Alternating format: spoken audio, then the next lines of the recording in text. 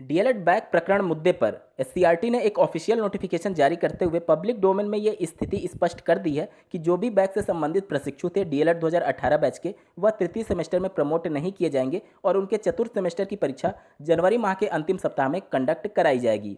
ये सभी खबरें आपको मिल चुकी होंगी, जो कि अब कोई भी मायने नहीं रखता आप सभी के लिए जो कि आप बैक से संबंधित प्रशिक्षु हैं। लेकिन आपके लिए ये मायने जरूर रखता है कि क्या अब आपके लिए कोई उम्मीद की किरण बची है। अगर आप आशावादी छात्र हैं तो ही इस वीडियो को देखिएगा, वरना आप इस वीडियो को स्किप कर सकते हैं। मैं यहाँ पर बोल रहा हूँ कि आप सभी के अभी भी पूरी चांसेस हैं कि आप सभी प्रमोट हो सकते हैं, लेकिन उसका रास्ता क्या है इसके बारे में चर्चा होगी। अगर आप इस चैनल पर नए हैं तो इसको सब्सक्राइब करते हुए बेल आइकन को प्रेस करना ना भूलें। सबसे पहले आपको ये जानना अनिवार्य होगा कि एससीईआरटी ने क्या कुछ कारण बताए हैं जिसकी वजह से बैक प्रशिक्षु प्रमोट नहीं हो सकते, जो कि डीएलएड 2018 बैच से संबंधित है। दिनांक 17 अक्टूबर 2020 को एससीईआरटी के द्वारा ये ऑफिशियल नोटिफिकेशन जारी किया गया है और प्रेस विज्ञप्ति भी जारी की गई है, जो कि दिनांक 18 अक्टूबर 2020 को सभी न्यूज पेपर्स में आप लोग देख पाएंगे सुबह में।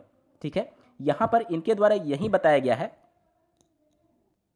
यहाँ पर देखिए बैक प्रशिक्षुओं के बारे में जानकारी दी गई है। इन्हें कक्षोन्नत प्रदान किया जाना उचित नहीं होगा।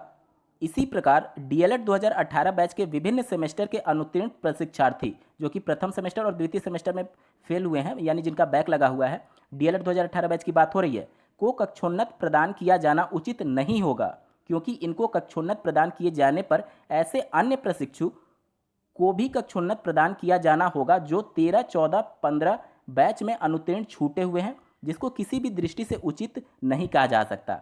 यानी कि इनके ऑफिशियल नोटिफिकेशन से ये बातें स्पष्ट हो चुकी हैं कि डीएलएड 2018 बैच के बैक प्रशिक्षुओं को इस वजह से प्रमोट नहीं किया जा रहा है क्योंकि जो उनके पहले के बैचेज है, यानी कि 2013, 14, 15 और 16 बैच, उनके द्वारा भी यह मांग की जाएगी कि उनको भी प्रमोट किया जाए जिनकी बैक लगी हुई थी। यही शासनादेश इनके लिए एक टेढ़ी खीर साबित हो सकती है अगर आप लोग इस मुद्दे को ध्यान से समझेंगे। उत्तर प्रदेश शासन के द्वारा जो विभिन्न यूनिवर्सिटीज़ में प्रमोट के लिए शासनादेश जारी किया गया था, उसमें कुछ लाइन महत्वपूर्ण लिखी गई थी कि जो वर्तमान शैक्षिक सत्र है उसमें प्रमोट करने की बात की जा रही है। यानी कि जो अभी इनरोल्ड हैं, जिनका प्रशिक्षण चल रहा है, जो कि पढ़ाई कर रहे हैं, उन्हीं को सिर्फ प्रमोट किया जाएगा, उसके पहले के बैचेस को प्रमोट नहीं किया जाएगा। साथ ही यूजीसी की गाइडलाइन जो जारी हुई थी उस पर भी एक नज़र डालना आप लोग को अनिवार्य होगा इसकी गहराई को समझने के लिए। छठवें का पहला पॉइंट पढ़िए।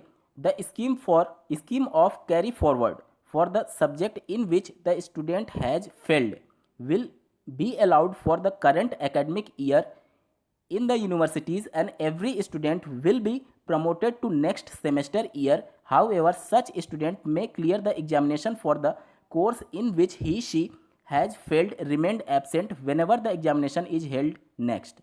इसका हिंदी रूपांतरण ये होगा कि जो भी बैक प्रशिक्षु हैं जिनके किसी सब्जेक्ट में बैक लगी होगी और अगर वह वर्तमान शैक्षिक सत्र में इनरोल्ड हैं, यहाँ पर ये बात बहुत ही महत्वपूर्ण है कि करंट एकेडमिक ईयर यानी कि वर्तमान शैक्षिक सत्र में अगर आप इनरोल्ड हैं, जो कि 2019-20 चल रहा था, अगर आप उसमें अपनी पढ़ाई कर रहे थे तो आप पूरे हकदार हैं। अगर आपकी पिछले सेमेस्टर में बैक लगी होगी तो भी अगले सेमेस्टर में प्रमोट होने के लिए, लेकिन आपको बैक पेपर क्लियर करना होगा जब भी इसके लिए परीक्षा कंडक्ट कराई जाएगी।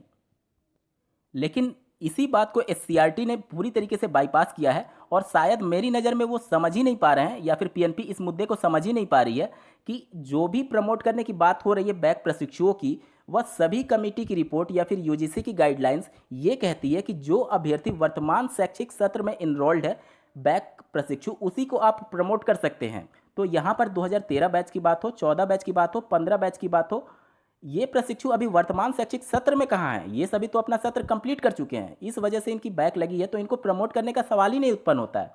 किसी भी रिपोर्ट की आप बात कर लीजिए, केवल वर्तमान शैक्षिक सत्र में जो पढ़ाई कर रहा है उसी को प्रमोट करने की बात हो रही है। एससीईआरटी यहाँ पर पूरी तरीके से कन्फ्यूज्ड है कि पिछले बैच के प्रशिक्षुओं को प्रमोट करना है। यहाँ पर पिछले बैच के प्रशिक्षुओं की तो बात ही नहीं हो रही है। जो बंदा वर्तमान में पढ़ाई कर रहा है सिर्फ उसके प्रमोट की बात सभी कमेटी की रिपोर्ट और सभी यूजीसी की गाइडलाइंस कह रही है। तो ये बहुत बड़ा पॉइंट है जिसको आप लोग माननीय कोर्ट में चैलेंज कर सकते हैं। देखिए दोस्तों, मैंने पहले ही आपको बोला कि अगर आप आशावादी हैं तो ही इस वीडियो को देखिएगा, क्योंकि बहुत से आप लोग के निगेटिव कमेंट्स भी आते हैं कि सर अब समय नहीं बचा है। तो मैं अभी भी कहता हूं कि आप सभी के पूरे पूरे चांसेस है प्रमोट होने के लिए, अगर आप लोग एक मजबूत पैरवी माननीय कोर्ट में प्रस्तुत करते हैं अपने वकील के द्वारा।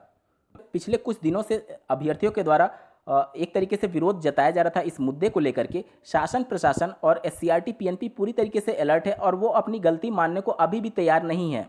तो निश्चित तौर पर आप सभी के साथ ज्यादती हो रही है। आप सभी पूरे हकदार हैं प्रमोट होने के लिए। किसी भी रिपोर्ट को उठा लीजिए। और एक बात ये भी कही जाती है कि यूजीसी की गाइडलाइन या फिर यूनिवर्सिटी को प्रमोट करने की बात डीएलएड में नहीं लागू हो सकती। तो यहाँ पर मैं स्पष्ट कर दूं कि डीएलएड में प्रमोट के संदर्भ में कोई कमेटी बनाई ही नहीं गई थी, ठीक है। तो वो अपनी रिपोर्ट किस प्रकार से सौंपेगी, और अगर कोरोना की वजह से ये सभी स्थिति उत्पन्न हुई है तो डीएलएड वाले कौन से जड़ी बूटी खा करके पैदा हुए हैं कि उनको कोरोना नहीं हो सकता।